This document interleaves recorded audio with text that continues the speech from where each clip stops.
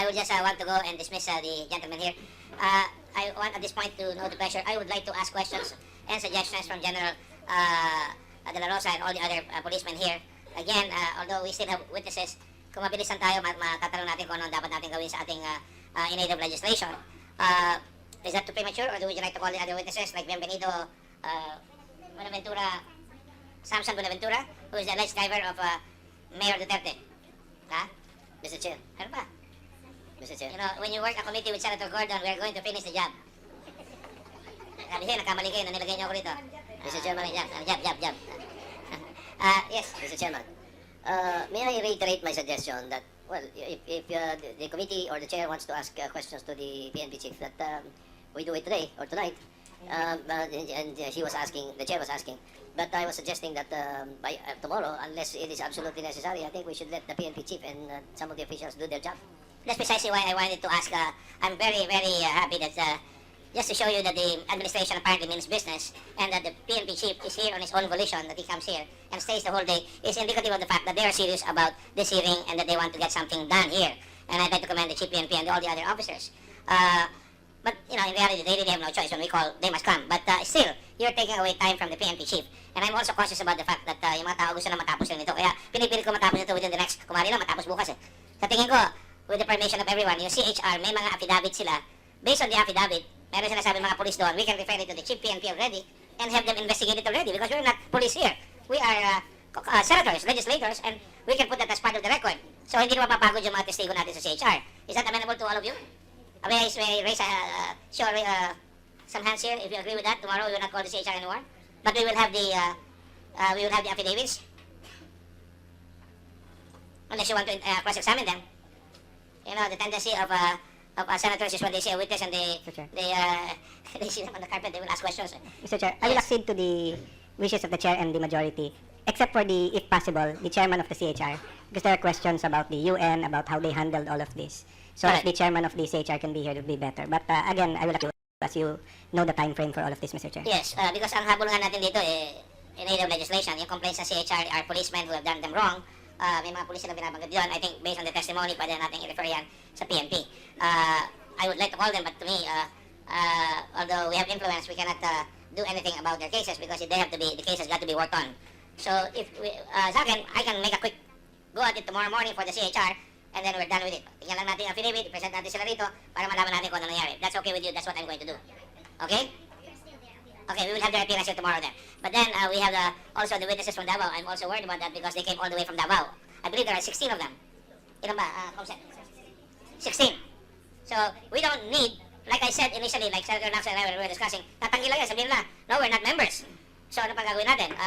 We're not members, and at least itong mga natawag natin, they were able to, give us details, no? Ako, nakikita ko lang pwedeng tawagin dyan, yung sinasabing driver ni Mayor Duterte na gusto kong tawagin because palagi lumalabas yung pangalan niya para wala tayong tinatago rito.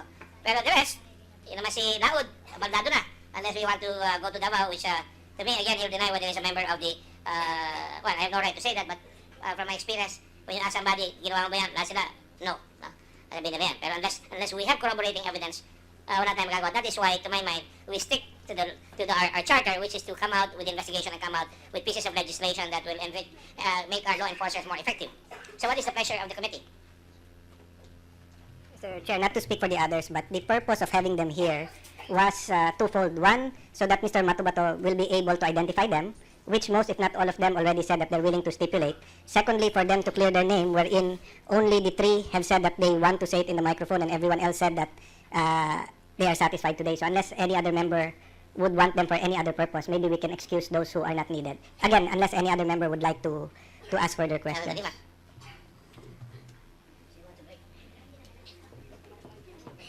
Honestly, I'm so exhausted, physically and mentally. So I want a break tonight. Of course, we would want to listen also to the CHR witnesses. And with respect to the other police officers named by Mr. Edgar Matobato, maybe they can all face the committee at the same time, and then let's throw out general questions to them. With all the policemen now. The policemen. So we'll do it now.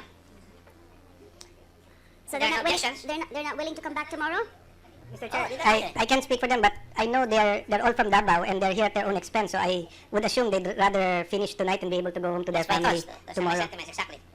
So, with the permission of everyone, and with the permission of General, Director General also, out of respect, do you mind if we get your men here already? Because these are your men from the PNP. And we want them to Yes, make Your a Honor. clean breast of it, or we want them to testify whatever they're going to testify on. So, can we call now all the policemen here that were brought in from Davao, and can we have them sit, can the pages allow them to sit in together para makita natin lahat? Bigyan nyo ng mga silya dyan sa tabi, no, para malaman lahat. 1 minute suspension. Pages, please proceed and get them. One Senate minute yan, ibig sabihin niya mga 10 minutes lang. May bibigyan pa ba ng micros? Hingi tayo. I will just Lapit na ako. Para wala na akong nag-course. May pagkain pa tayo dito. Pero, sabi ni Jen. Yes, I love you. Pero ng gobyerno, kita lang.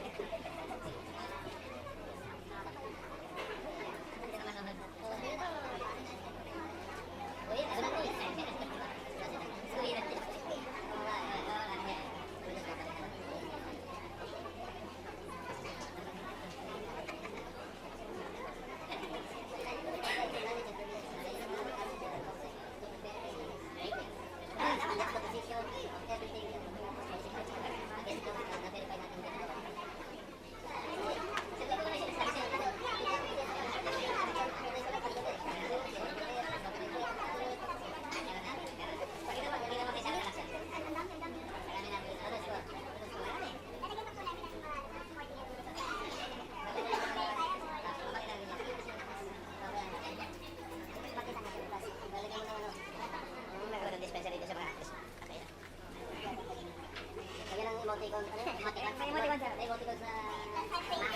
Sa papa.